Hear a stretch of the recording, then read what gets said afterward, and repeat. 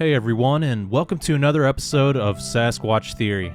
Today we have Brett on the show, and he had a very interesting encounter one day while hunting in the UP of Michigan.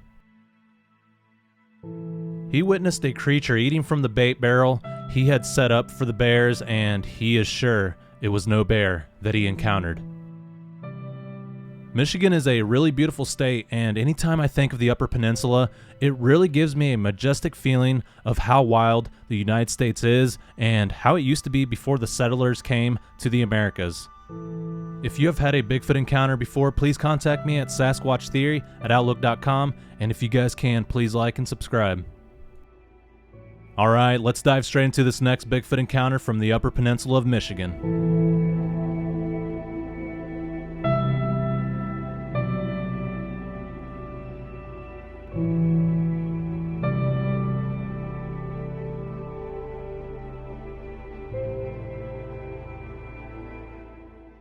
All right, Brett, welcome to Sasquatch Theory. How are you doing today, sir? I'm fine, thank you. Yeah, so you had an encounter, an experience. Could you run me through that and give me a brief rundown on kind of what happened? If you would, tell me a little bit about yourself, and we'll get right into it, sir. Sure. My name is Brett. I grew up in the Upper Peninsula, Michigan, and near Marquette, Michigan. I am a graduate of Marquette Senior High. I'm also attending the University of Maryland, European Division, and Northern Michigan University. I am an environmental scientist, and I have been for 34 years.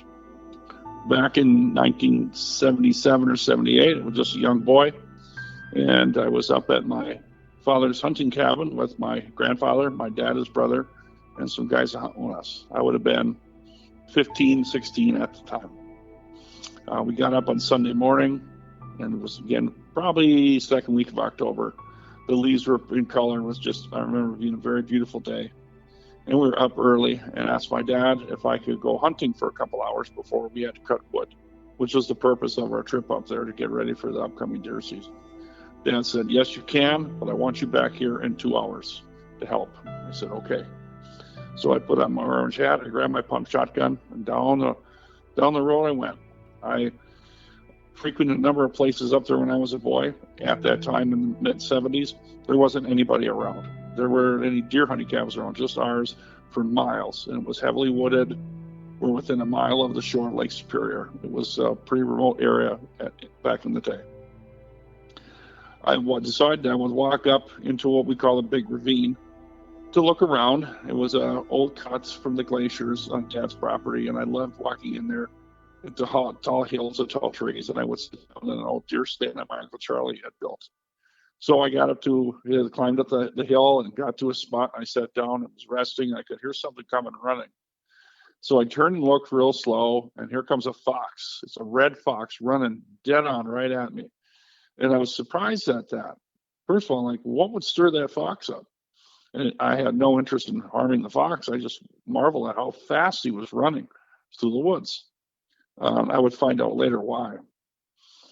So eventually I stood back up and walked back out to our cabin road and decided I was going to walk over to a bear bait station I had established. I was hunting bear that fall to see if I needed to bring any more bear bait in there, which was typically I brought in fish. So down the road I went, and I walked into the woods and snuck down an old trail to where I had the bait station. All the leaves were in color. It was very quiet walking. The frost on the leaves had melted and everything was wet, and it was very quiet walking. I had this bait station up on a knoll, and I approached it from the south. I had the wind in my face, and I walked quietly up on the knoll, and I could see that the pail I had hung between two trees had been pulled down. The bear would have snapped it off, and that's what I wanted by design. So I could see that something had been there. So I walked up a little bit further, and I could see this very large, black, hairy animal under where the pail was. I wasn't afraid. It was a beautiful day. I had my shotgun. I had no fear in the world. And I stood there looking at it, thinking, that's a really big bear, a really big bear. And the wind was coming in my face, so I could smell it. And he smelled, And I was just standing there watching him. It's about 50 feet away. And I just stood there and watched him and would pick his head up, its backside to me, so I couldn't see its front, just behind. And would put his head back down, eating the fish, and did it a couple of times. And I got to look at the side of its head, but not much because of its body was in the way. I'm like, wow, that's such a big bear. Then all of a sudden it picked its head up and it took off running away from me. And it had a real odd gait. It ran like a chimpanzee. And I liken it to a show I used to watch when I was a kid called Doc Tari. Doc Tari had a chimpanzee he called Cheetah. That's how this thing ran. It didn't run like a dog, didn't run like a bear, it ran like a chimpanzee. And it was big and was fast. And I stood there watching that thing move away, thinking, is this an injured animal? What is this? So it finally disappeared out of my eyesight in the timber, and I couldn't hear it anymore. And I shrugged my shoulders and thought I better get back, or Dad's not going to be happy if I'm not there on time. So I walked back off the knoll to the timber stand and out to the logging road I had come in on. And while I was walking, I could hear something off of my left and a little bit behind me. It would walk when I would walk. It would stop when I would stop. And again, it was pretty quiet walking because the leaves were damp. And this happened a number of times as I was walking back, probably 300-400 feet as I walked up this old road. I could hear it following me on my left, and I'd look and I would look. I couldn't see it, couldn't smell it, and I would walk and I would purposely stop. And I could hear it take a couple steps and it would stop. And this went on for a while till finally I got closer to the cabin and I heard a chainsaw start up. And that was my dad. That's how he would call me, time to come back. Start the chainsaw, rev it up, and I knew it was time to go. And as I closer I got to camp, then I didn't hear the animal following me anymore. So I got back in the camp yard, and my dad was there, my grandpa, my uncle, and the guys I hunt with. And these are all, at that time, guys, World War II vets, Korean War, Vietnam, tall, really big guys, afraid of nothing. I was just a skinny teenager, and I told them what I saw. Saw the fox, saw this animal, how it ran, how it smelled, something followed me back. And they listened real intently. But I know they were probably thinking, this is just a teenage boy with a wild imagination. But I know what I saw, Miguel. I know what I saw, and I never forget it. So years went by. I grew up, moved away, joined the Army, came home, back to college, hadn't thought about that incident, kind of went out of my mind. Till one day, my dad was talking about a walk. When he was younger, he would like to take walks up at his hunting cabin, walk down ridges where we had trails. And he can't anymore because he's quite elderly. But on one of his walks, he was telling us about that he heard a bear bellow. I said, bear bellow? Oh, yeah, I heard his bear bellow back in the woods. Well, bears don't bellow. Black bears don't make any noise unless they're in a fight or they're calling their cubs. And I didn't ask him any questions on it. But when he said that, it reminded me of that day in the mid-'70s of what I saw, what I heard. And his incident went out of my head for several years until I stumbled upon a couple of Bigfoot YouTube channels, including yours. And after hearing a significant amount of testimony, that day in the woods I had all came back. I decided I got to talk to somebody about this. I haven't been holding it back. So much of my life had come on, I hadn't thought about it until I started listening to people's testimony and what they saw. And I thought, I wonder if that's what I saw. I'm not 100% sure because I couldn't see the front of it. I could only see the back. And it ran on all fours, but it didn't run like a man.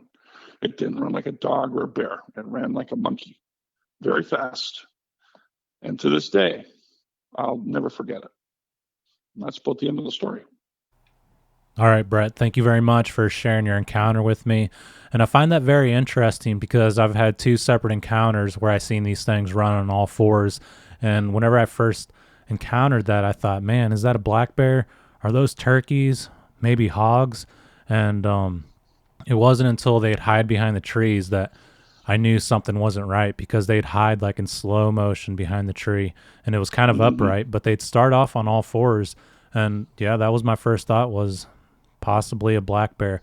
When you encountered this creature, Could you see any features on it that screamed out something was off? I remember being able to see muscle definition in its thighs and its back legs, or its behind was to me. There was no tail.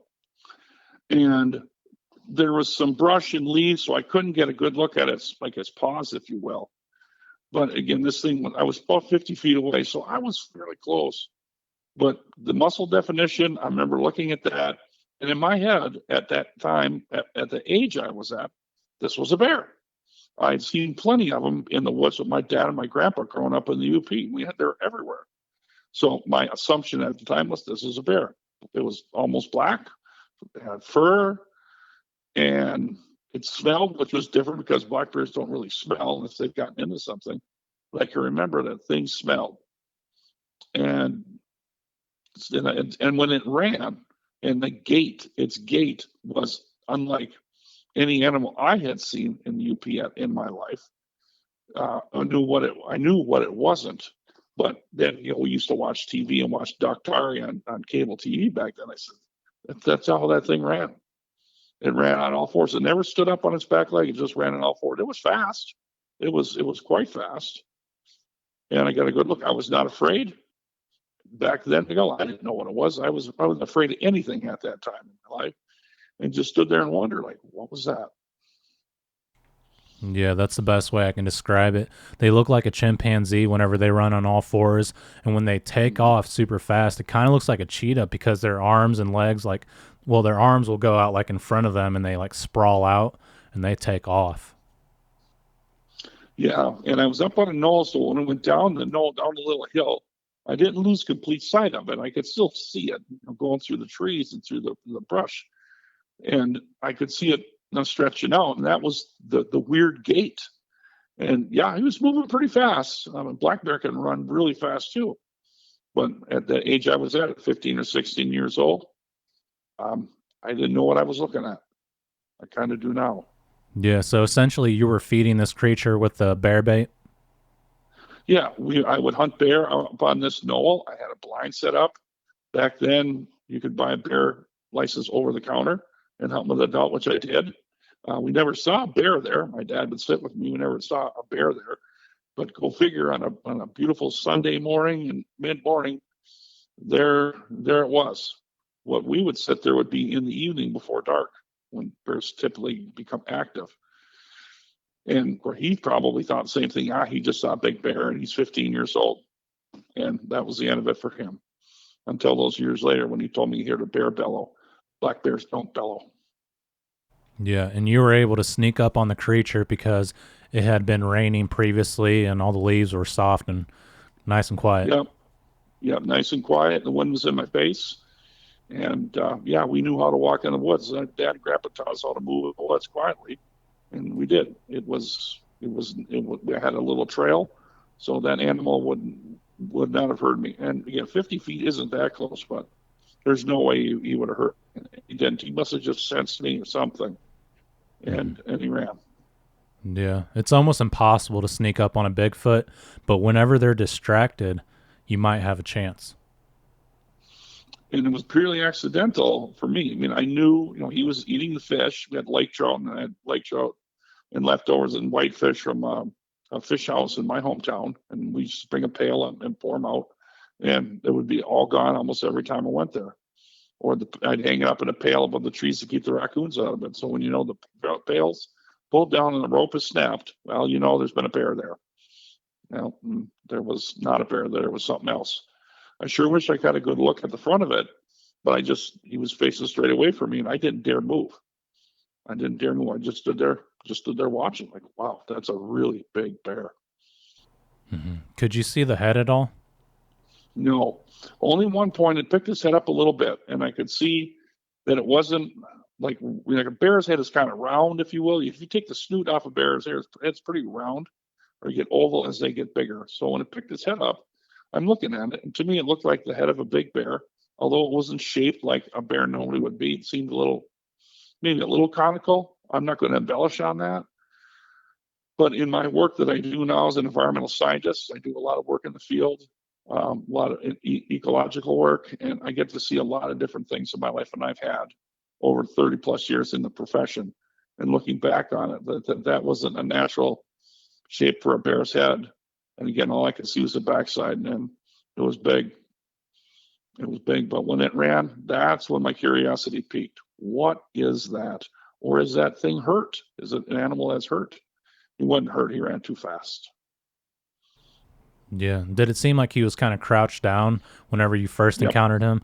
Yeah, they kind Yep. of look like a Yep. beer keg, like they have that shape to them, kind of like a bear. Yep. Um, Kind of like a bear, real low to the ground, and he was eating the fish mhm. that would have spilled out of the bucket. Yeah. Was it brown or was it jet black? He was almost black. I'd say a really dark brown, almost black. It was a sunny morning, so I had no trouble seeing him. Excuse me, no trouble seeing him. His outline, I couldn't see him until I got up on top of the knoll, and with the trail circle around there, there's no way he would have seen me, and obviously he couldn't smell me because I came in from downwind, which is my dad taught us to approach stuff. So he didn't smell me, he didn't see me, but he knew something was up because he picked his head up a couple times, just a little bit. Not that I could see it that well. I could see it, pick the head up and put it back down. About the third time, he could sense something wasn't right, and off he went. Yeah. And how do you think he sensed you? I don't know. He could have heard me breathing. I don't know. I don't know. Animals have a way. I mean, I've approached deer in my life, elk, moose, bear, downwind, and it seem like they know when something isn't right. And I think that's probably his intuition, being a wild animal, and it's probably very highly intelligent. He could sense something wasn't right, and off he went. I didn't make a sound. I was standing. I had a good place. I had good footing. I could stood there for an hour watching him, and he never would have known I was there. Yeah, it's But most likely he, that he sensed you.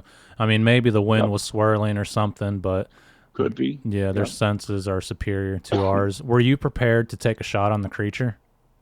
Yes, yeah. I mean, the way I was facing, I'm right-handed, so I had my left shoulder away, and I would have, if I had to defend myself, I would have. But it didn't even cross my mind to Miguel. There was no malice. There was nothing other than he stunk. There was nothing. Just stood there watching. But if I had to, I would have. I wasn't afraid of anything, and I had my shotgun loaded full. But to me, I'm sitting there thinking, well, I'm not going to shoot a bear with a shotgun. That's nothing but trouble. My dad would have really tore into me if I did something like that. I wouldn't have anyway. We just didn't even cross the line. If he turned around and come at me, I would have put an end to that fast. But he didn't. He he or she was looking away, and off they went. And I wasn't the least bit afraid. What was creepy is when the thing was following me back to the hunting cabin. It would walk when I would walk. It would stop when I would stop. I could hear it over and over again. I was trying to fool it, see if I could trip him up a little bit. And he did take a few steps, and I heard him. That's what I knew. But I would look and look and look in the woods, and I couldn't see it. I don't know if he was on all fours or what he was doing, or she, but it was following me for quite a ways, probably 300-400 feet before my dad's chainsaw started up and didn't follow me anymore. Yeah, I wonder if it was the same creature that followed you back or if it was a different one in the Who clan. knows? I think it was probably the same one. I think it was probably the same one. In all my life, I've never seen anything like that anywhere. I've lived abroad. I've lived in the Midwest. I've hunted out west, hunted deer out west. I've been fortunate to be able to travel a bit. Never, never saw anything like that before or since. And I'd love to see one again. It wasn't the scary thing, Miguel. I wasn't afraid, and I wouldn't be afraid to this day. Gee, I would love to have another opportunity, or when I get to the pearly gates and they'll say, "St. Peter, what did I see? What did I see?" I'm curious about it, and I enjoy your channel, Miguel, and the testimony that folks give on it. You can tell when people are being dead honest about it, and I could say I was right there with you in 1977 or 78 because I saw something too. I saw it. I know what I saw. Yeah, absolutely. And I'm sure more people will chime in here in the future about Lake Superior, the UP of Michigan, and I've already had a few reports from that area. Yep, north of Minnesota, even more remote than the UP. Lake of the Clouds, that is heavily wooded, middle of nowhere. Northern Wisconsin too. and in those upper Great Lakes areas that are around big water, I won't be a bit surprised. I won't be a bit surprised at all. I hope someday I get to see another. I don't know if I will or not, but I Mhm. sure wish I do. I'm also curious about that day. Yeah, I hope you get some answers and I hope you have a positive encounter if it does happen in the future. And it kind of blows my mind that people say all the time there's not enough woods out there and there's people everywhere because like you were talking about Minnesota, like anywhere from northern Minnesota all the way up into Canada, Alaska is nothing but forest. And I mean Yeah, you could go to like a national forest and let's say like North Carolina or Missouri, and even that will be ginormous. So for people to say that, that's very small minded, and they just haven't been out there enough, honestly. they haven't been out enough. They haven't hiked the big woods. And I was fortunate. My dad was an outdoorsman to the nth degree, and he and my brother and I, we walked. We walked some land. We've seen a lot of land in our lives. And the UP now, there's more people than there used to be, but there's still two national forests, state forests, the Porcupine Mountains. There's vast areas. There is, if there's a road, it's an old logging road, and the only way you can get in is if you walk. In Wisconsin, same way with the Nicolay National Forest in northern Minnesota.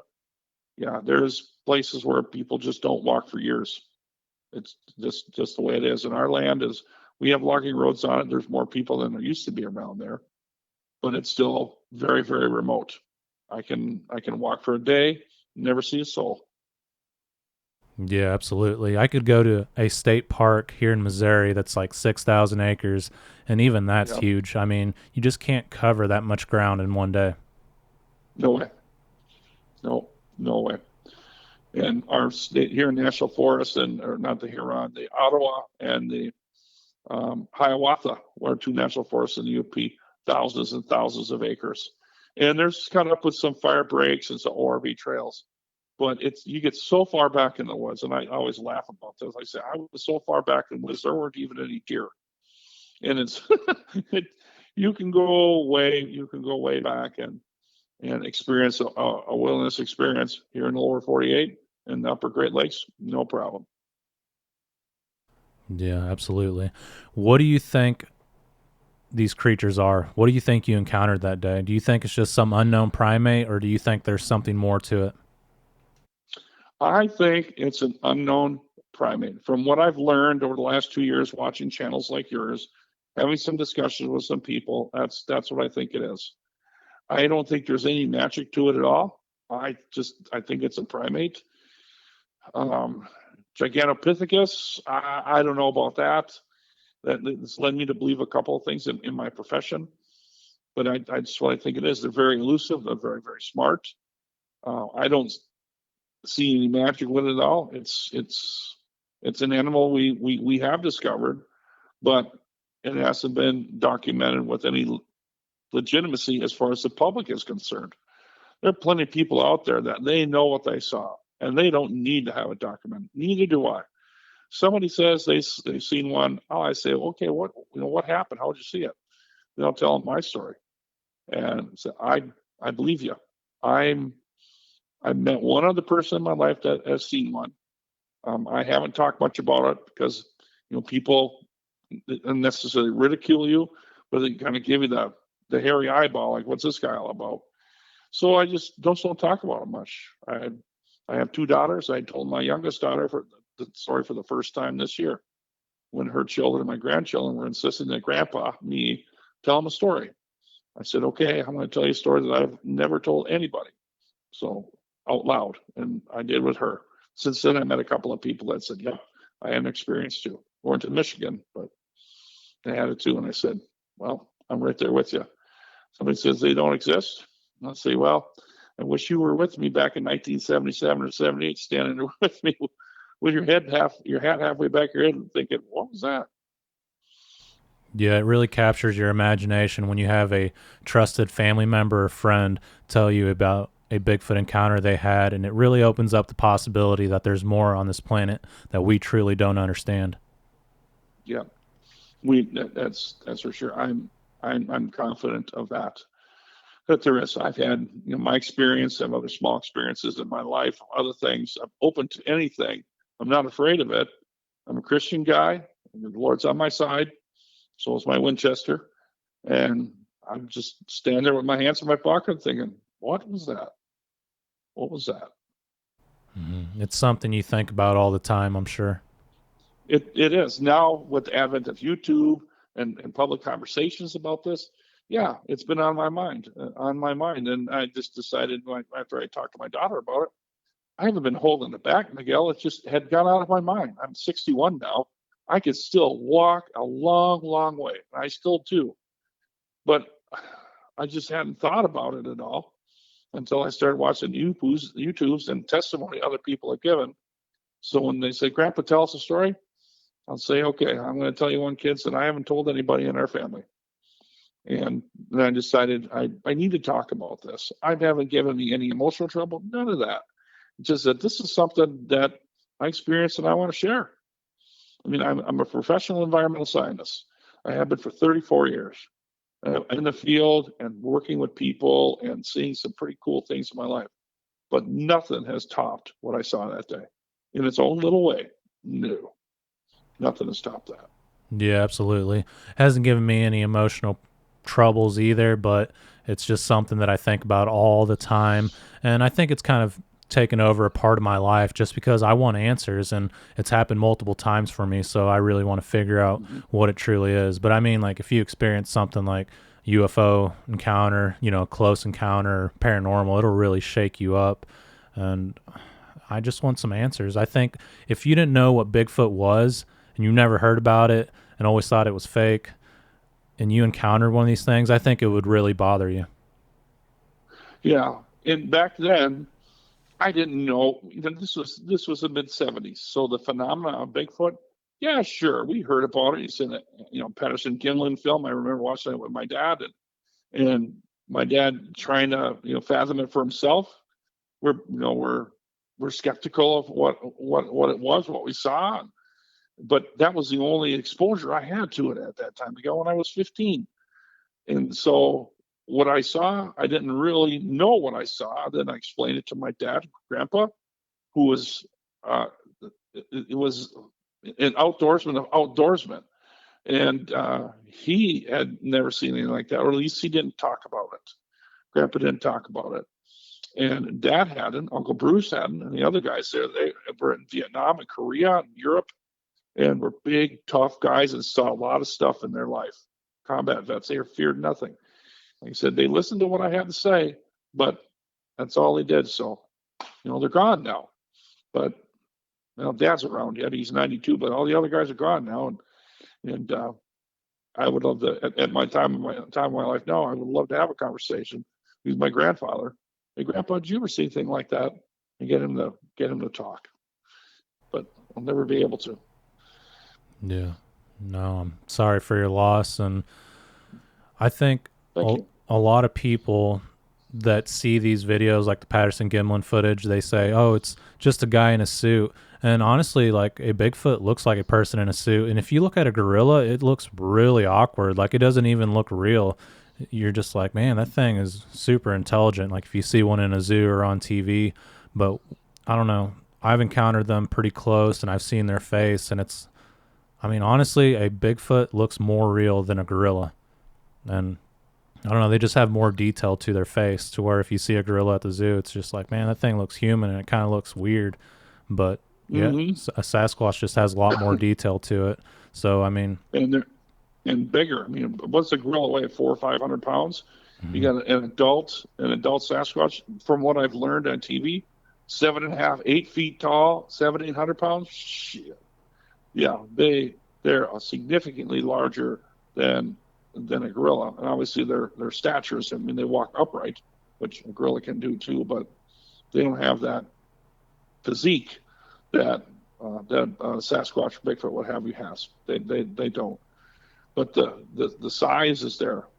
But the smell, Miguel, that was the oddest thing. I thought it was smelling fish, but when it ran off, that smell, went away. So whatever it had been into, man, rolled in something or it got through a swamp, I don't know. But yeah, when people talk about it's got a smell, we go, oh yeah, it's the wet dog, the smell, yeah, for sure. Yeah, that is interesting. That encounter story that I first told you, where I saw one on all fours scurry up behind the tree, that was actually behind a trout area here in Missouri. Oh, okay. Mm-hmm. Yeah, that's interesting. Do you think that red fox was running away from this thing? I think he got stirred up. It wasn't that far away, and the guys would have been having breakfast in the cabin. They wouldn't have been out walking around like me. And I didn't stir him up because he ran right at me. And I probably sat my Uncle Charlie's seat for maybe 10 or 15 minutes, not very long. Then I heard this thing coming. I mean, run on a dead run. And I turned to look. Here's this red fox running right at me. And I'm thinking, what stirred you up? And went right on by me. I got no interest in hurting the fox, and no interest at all. Marveling at just how fast he was going, running flat out, like something stirred him up. And I think that might have been what happened. Maybe it had been over by the fish. And fox eat fish too. It could have been he got ran off. And that thing just, it was just a bullet. And he covered some serious ground at the speed he was going. Yeah, that's an Good, excellent good. theory. I think Yep. that bait was attracting all kinds of animals. I actually had an encounter experience here at my place after I've had the previous encounters. They were on the land. Like every now and then I would hear things, experience things, and I seen quite a few here. But one night I heard something in distress. Honestly, it sounded like a chimpanzee being ripped apart. But later on, I learned that Okay. it was like a fox breeding call. I don't know if you've ever heard that. It just sounds like, No. I don't know, like a not like a woman screaming, but just something in pain, like a rabbit in distress, kind of. And Mm-hmm. it was nighttime. I was at my window and I could hear commotion outside. And I had my flashlight out there, and all of a sudden I see one fox come out of the woods. Then another one comes out of the woods, and they're going through the yard and then back into the woods. But the second one that came out was real low, like he kind of like crawled on the ground. And then a third one came out, and I was like, okay, I guess it's fox, because whatever's in distress is still in the woods. Like the fox already came out, and that sound's still going off out in the woods. And then all of a sudden, I hear like this big commotion. It sounded like a big group of deer were coming to like check out whatever was going on, because they'll do that sometimes if something's in distress. And Yep. I shine the spotlight over there. I could hear like all kinds of animals coming up, and all I see is a bunch of eyes. And it's like, I don't know, I would say at least 7 different sets of eyes, and they're kind of like swaying back and forth. They're low to the ground, and I'm thinking, okay, that's deer, because if it was Sasquatch, the eyes would be much higher off the ground. And I kid you not, as Yep. soon as I thought that in my mind, one of the sets of eyes rises up like an elevator to about 10 plus feet. It was probably higher than that, but I don't want to exaggerate. And I was like, Yeah. oh my God, that's them. And then all of a sudden, I can hear from where the sound of the fox was coming from. I hear it's getting closer and closer, and it sounds like a lumberjack walking slowly out in the woods. Mm-hmm. And I shine the spotlight into this gap in the woods to see whatever this thing is. I know whatever it is, it's going to cross right through this gap. And it was like this gray colored Sasquatch, about, I don't know, 6, 7, 8 feet high. It's hard to tell because it was like 50, 60 yards off in the woods, across the yard into Mm-hmm. the woods. And he was joining that other group of Sasquatch. But man, that terrified me. I slammed the window shut and I was like, I'm not going out there tonight. Like, I got my answer. Because whenever you want to see a Sasquatch, once you see them, it's like you're not going to go chase them down and try to shake their hand. No. You got your answer right there. Yeah, yeah. And for me, I would just like to see just one more time, or see one from the front. Just I just want to see it one more time. I that's what left me wanting as a boy, and I forgot about it after growing up, going active duty, college, kids, company. But now watching everybody on YouTube's and yours too, Miguel, I like things. I understand you're afraid. Mm-hmm. But what a wonder! What an opportunity to see something like that in a safe situation. To see something like that and thinking, "Son of a gun, it's real." Well, I can tell you what I saw, and I'd say, "Yeah, I think so too." But just maybe once more in my life, to get a good look at one and tell anybody that says they're not real, you're full of malarkey. I know what I saw. Yeah, absolutely. And are you near the forest today? Do you live around it? No, I live in the Metro Detroit area now. I live about 400 miles from where I grew up, 440 miles. And I do get up there. I was up there just a few weeks ago, and it's my dad still owns a hunting cabin. He's very elderly now, doesn't get around good, so we go there. And where he's not up there. My brother's up there a fair amount. Whenever I get home, I make a point of going up to check on the building and take a walk. But it's a long way from where I live now.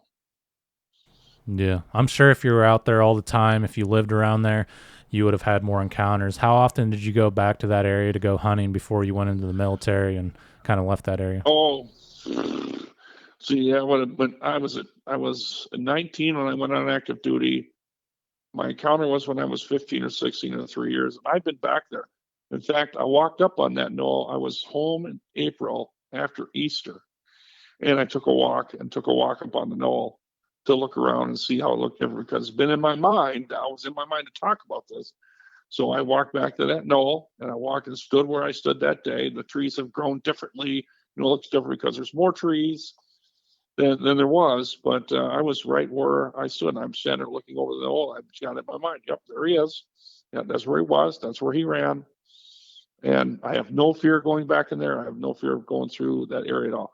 We have lots of timber wolves now, which may be a reason why we're not going to have those encounters. And you get a pack of wolves. They're vicious. I know it because I've seen what they do with a deer and I see what they do with a moose. And we may not have those encounters or have that opportunity because of that. But all the other wildlife that are indigenous to the area are still there. Yeah, well, you never know.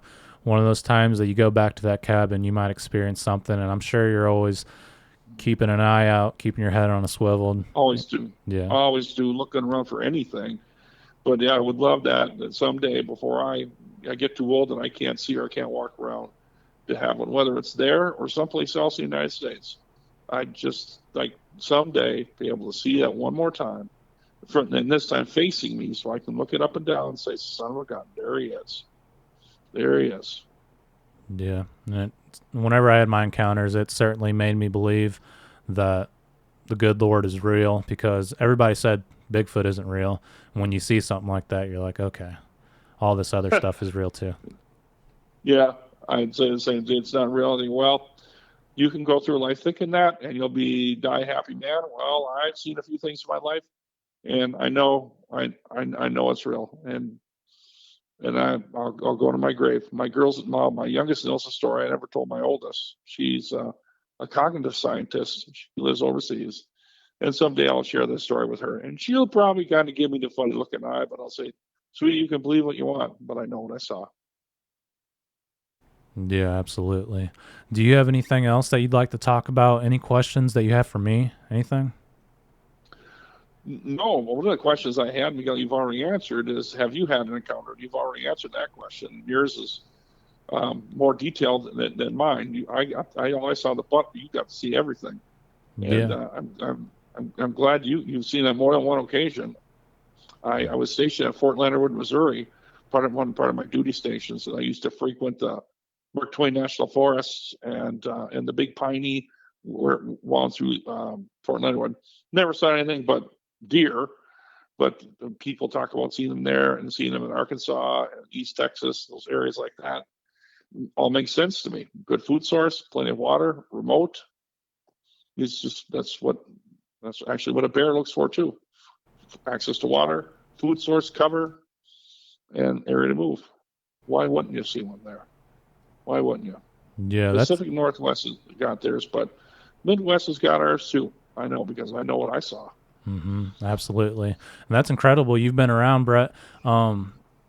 Fort Leonard Wood, that area has a ton of Bigfoot encounters and experiences from people. They've been logged down on the BFRO. I'm actually doing research there currently. And yeah, all around Licking, Missouri, Edgar Springs. And I mean, that whole area, there's all kinds of Bigfoot encounters. I've had several experiences there as far as like hearing wood knocks and being followed. Like when you walk, it walks. When you stop, it stops, sort of deal. Yeah, that is.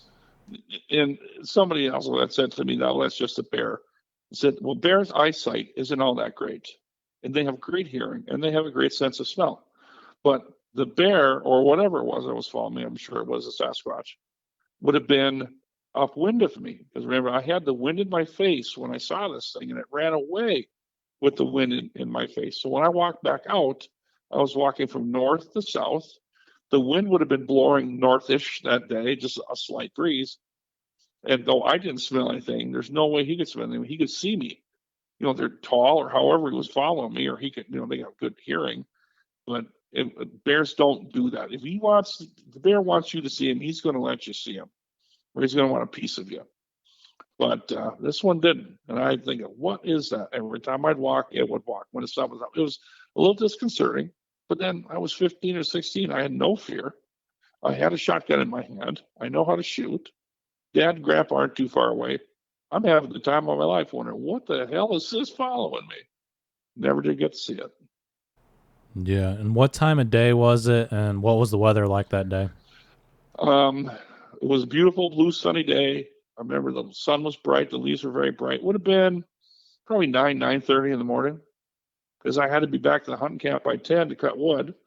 And I got back right on time. So I put in some miles on that morning, but probably about 9, when I saw the animal, would have been about 9:15. Then it would have taken me about 15 minutes to walk out of the timber stand out to the old road and start walking south in the old road back to Dad's cabin. So it would have been, when he started following me, would probably been right around 9:30, because I took my time walking back out, because I was thinking about what I saw, and I was hunting too, and just looking around. That was broad daylight, beautiful sunny October day in the UP, leaves in color. It's what dreams are made of. Yeah, absolutely. Several of my encounters were on bright, sunny, beautiful days. And I think the Sasquatch like to be out whenever it's nice weather. A lot of people say, oh, nighttime, that's when you want to be out there. But I mean, you can't see anything at nighttime. So they're either going to come up on you and like terrorize you, or, it's kind of hard to obtain any evidence at nighttime with a camera or something like that, or visually see them. Yeah, and I wouldn't typically been out any other time of day that time of year, except broad daylight where you can see to go hunting. And in the summertime, the bugs are so bad, the mosquitoes and black flies, deer flies, horse flies, they just rain such hell on people, animals in the summer. I mean, seeing them at night is probably a better time to go, because you don't have to deal with everything else but the mosquitoes. But the time of year I saw, there had been a frost. It was cold. There were no bugs. There's none that time of year. Just crisp air, smell the leaves, bright sunny day. And who'd have thought I ran into what I did? Because I'm 61 years old now. I would have been 15, maybe 16 at the time. I still remember in pretty good detail what happened that day.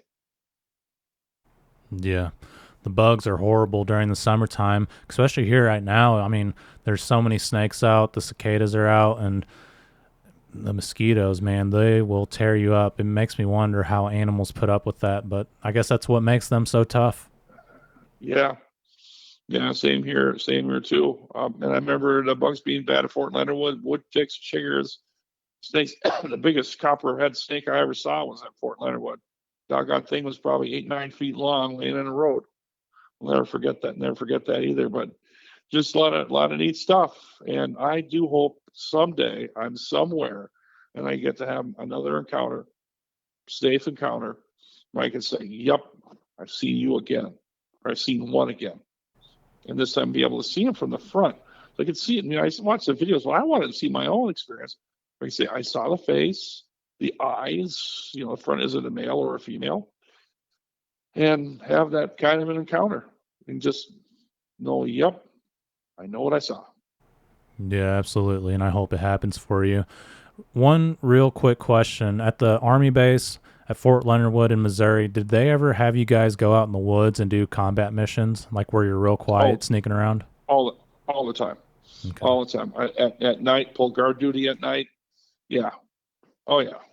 That would have been circa 1982. I would have been there in 1982. And then from there, I went to Fort Riley, Kansas, 1983. And that's all wide open prairie there. Totally different kind of habitat than the Ozarks were in Fort Leonard Wood. Yeah, that's interesting. I can't remember if it was the BFRO or another mapping project that kind of logs down these encounters on the map, but there was an encounter like on the base, and whenever I zoomed into it, like it was like around where a lot of people are. Like there's roads, there's buildings. You can't tell from the map, but I was like, I don't know if that's accurate, but I guess a lot of people have encounters at Fort Leonard Wood. They would. I mean, it's super hilly, Miguel. It's super hilly. Have you ever been on Fort Leonard Wood? No, never.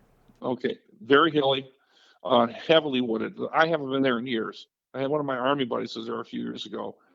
Heavily wooded, the Big Piney River, very pretty.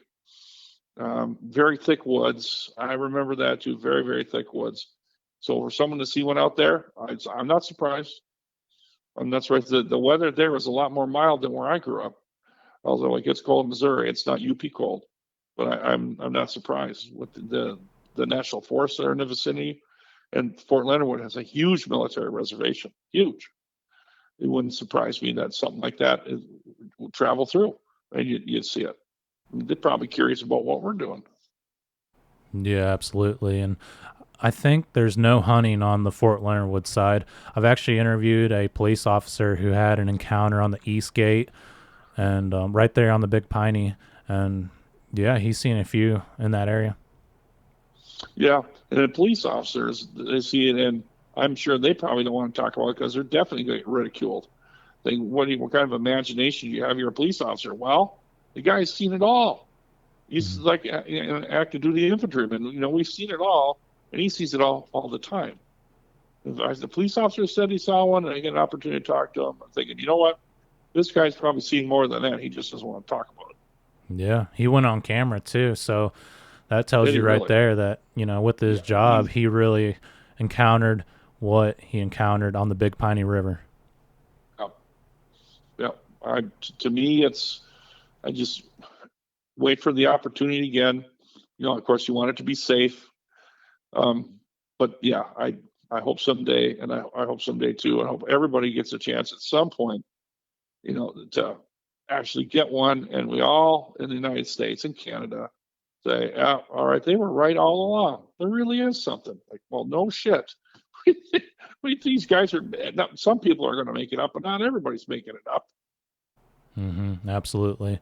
What are your thoughts about getting a group of hunters together? I mean, not me, but let's say if a group of hunters got together and it was like the top-notch hunters that went to an active area, do you think that they should put one down to prove it to the public? That's going to be the way to answer the question, or to dart it. I mean, you could dart and put an elephant down. You could dart and put a Sasquatch down. That would be my preference. If there's one of those that are endangering people, we deal with it just like you would a dangerous bear, a rabid dog. You got to put it down. If it's a situation we have a problem with Sasquatch, then he continues to harassing people, has hurt someone, damaging property. He's just out to no good. And again, this is an intelligent animal. Think, dude, you're going to go. And yeah, take that problem away. And I've watched the shows where guys are hunting Bigfoot. The one thing I always be concerned about, you shoot something like that, and they're probably not by themselves. Then you really got to be on the lookout, because his family member or her family member is going to be there, and you've killed that one. You better be careful. You better watch out, because there's going to I believe that animal would launch on you for killing its mate or its family member. Oh yeah, absolutely. If you see one, chances are there's more around, for sure. There's one, yeah, not far away. Mm-hmm. Not too far away. They'll be around. I mean, wolves. We have lots of wolves up where my dad's place is, and there are wolf packs. But one thing wolves do is they will travel on their own. The pack will split up. There might be 3 or 4. My brother's got 3 or 4 around a buddy's farm up there, and we got trail cam videos of all 4 of them together walking, run behind the other down old logging road. They're hunting, and there's other times where you might see 1 or 2 of them. Well, they all split up and go hunting, and if one of them starts chasing a deer or catching something, they start barking and yelling, and they're calling the pack in to help. Wolves aren't people, aren't Sasquatch, but they know how to work together. So you see one Sasquatch, I mean, unless he's an ornery individual and just doesn't get along like some people are, He's probably got his wife nearby or his mate. Maybe some kids are nearby or a group nearby, and they may be half a mile apart. But yeah, you drop one, and you better watch out the whole time you're taking them out of the woods, because payback could really suck. Yeah, absolutely. And I know wolves are extremely intelligent. I've listened to Steve from How to Hunt, and he talks about like how it's really hard to trick them, even if you try to hide like the trap extremely well, like you boil the trap and everything. They somehow have like this knowing that they're being tricked. They're smart. They are. We have plenty of videos on them, and just watching them. I've seen quite a few in my life up there, and some of them are huge. Some of them, you look at them, they are as big as any Saint Bernard you've ever seen. People realize just how big a timber wolf can be in Michigan or Minnesota. They are huge. They can get very huge. It takes a couple of years, but you rarely see them. I think in my life, I'm 61. I've seen one, two. I've seen less than 10 in my life.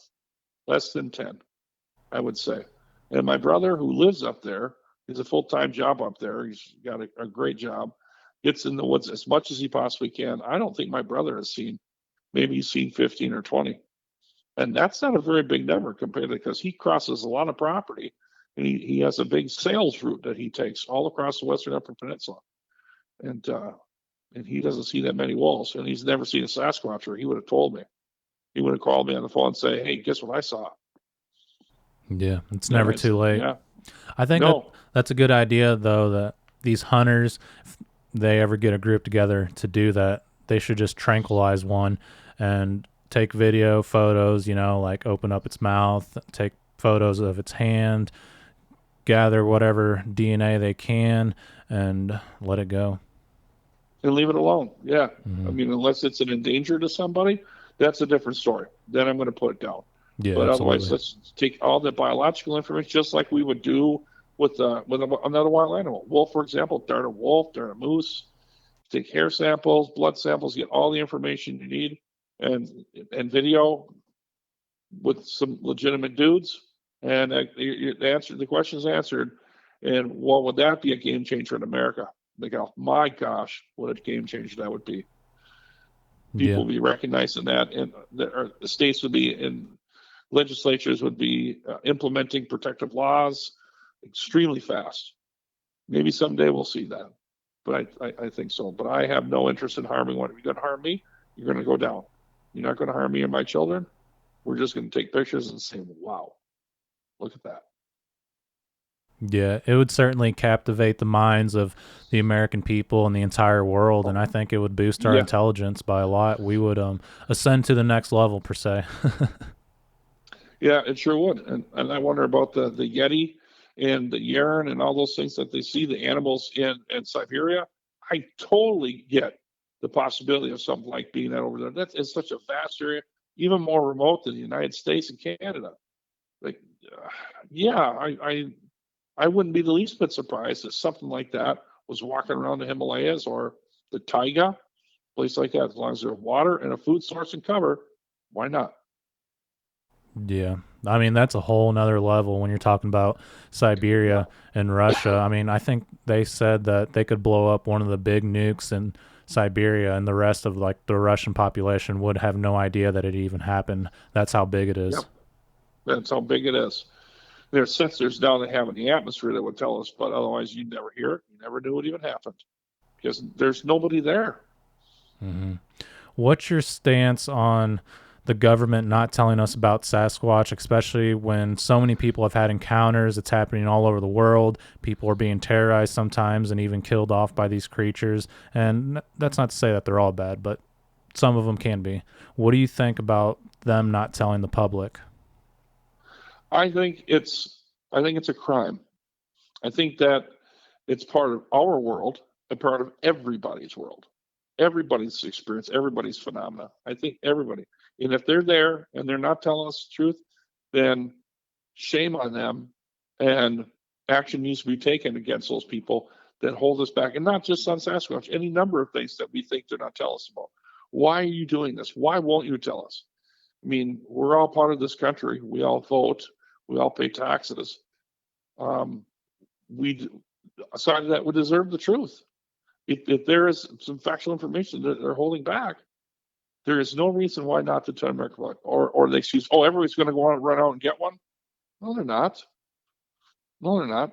The curiosity is already been piqued. Why not just tell the truth? I shake my head thinking about that too. Why would you not tell the American people? I think we're all grown up enough to handle that, and just what an opportunity to learn the truth. Why would you not tell us the truth? Yeah, there's a lot of reasons, I guess. It would change history. The school system, everything that we thought we knew would probably be wrong. And then, people would know that they're not really there to serve and protect, that they're in it for their own interest. It has a lot to do with money, trees, logging, and just a lot. There's so much to it. There is the economic part of it, Miguel. You touched on that. How would that change logging, tree harvesting in certain parts of the United States? It would significantly do it, just like the spotted owl did in California back in the day. And it's turned out to be, an issue that got brought up by environmental groups that have changed the face of logging in the timber industry. And it would too in the UP. I mean, what I saw. What would that do? But again, this is for the people, by the people. So again, this is a free country, and it's not totalitarian, but it could turn out to be that way real easily with some environmentalist groups taking too much of a stretch to be benevolent protectors. I'm not out about that, but I sure would like to know the truth. Yeah, we want to know the truth, and hopefully we get that in the future. And if anyone listening has had an encounter in the UP of Michigan or anywhere in North America, please contact me. And I know Brett would certainly like to hear more encounters from his area. Yes, I would. Been a pleasure. Yeah, absolutely. You were an excellent guest. And if you ever experience or encounter anything else, feel free to reach back out, and I'd be glad to have you back on. I will do. Okay. I will do that. All right. Well, you take care for the day, and you just be safe out there, my friend. Great. Thanks for the opportunity. Yeah, absolutely. Thank you so much, and God bless, my friend. You too. Bye-bye. Bye.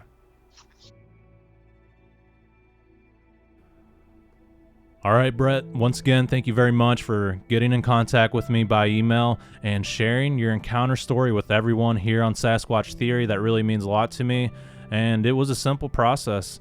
It wasn't very hard to get you to open up about this encounter, and it's nice to have Americans who are willing to stand up and tell the truth. I really have to filter through a lot of people, a lot of emails, comments, until I finally find a Bigfoot encounter, and it's not something that's really easy to do. It sounds like the creature was just hungry and looking for some food, and you happened to walk up on it.